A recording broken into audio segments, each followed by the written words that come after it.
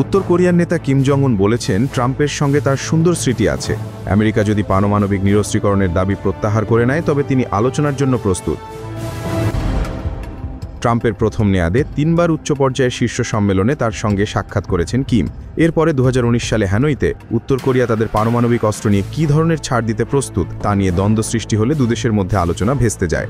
মার্কিন যুক্তরাষ্ট্রের দাবি যে কিম তার নিষিদ্ধ অস্ত্র ত্যাগ করবেন, যা দীর্ঘদিন ধরে দুই দেশের মধ্যে প্রধান অসঙ্গতির বিষয় হয়ে দাঁড়িয়েছে। পিয়ংইয়ংয়ের পারমাণবিক ও ক্ষেপণাস্ত্র কর্মসূচি জাতিসংঘের ধারাবাহিক নিষেধাজ্ঞার আওতায় রয়েছে। কোরিয়ান সেন্ট্রাল নিউজ এজেন্সি কিমের বরাত দিয়ে বলছে, যদি মার্কিন যুক্তরাষ্ট্র পারমাণবিক নিরস্ত্রীকরণের প্রতি দাবি ত্যাগ করে এবং বাস্তবতা স্বীকার করে সত্যিই আমাদের সঙ্গে শান্তিপূর্ণ সহ অবস্থান চায়, তাহলে যুক্তরাষ্ট্রের সঙ্গে না বসার কোনো কারণ নেই। তিনি আরও বলেন, আমি এখনও ব্যক্তিগতভাবে বর্তমান মার্কিন প্রেসিডেন্টের সঙ্গে ভালো স্মৃতি ধারণ করে রেখেছি।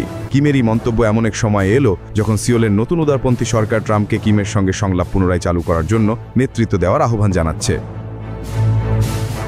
প্রতিবেদনে ঝিনুক রহমান, কণ্ঠে মৃদুল। আপনারা দেখছেন ওয়ার্ল্ড ভিউজ।